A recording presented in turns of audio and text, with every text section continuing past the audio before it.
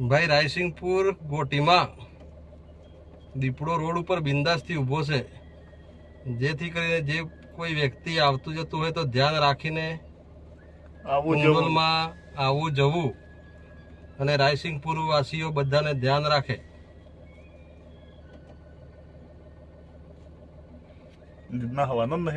અત્યારે ટાઈમ શું થયો?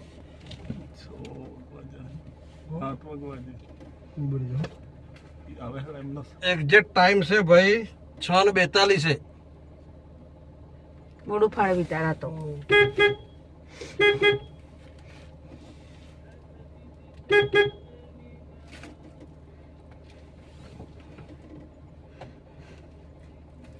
જરા બી ના હતો એ નહીં ના નહીં સવળતો નહીં હે સવળતો નહીં.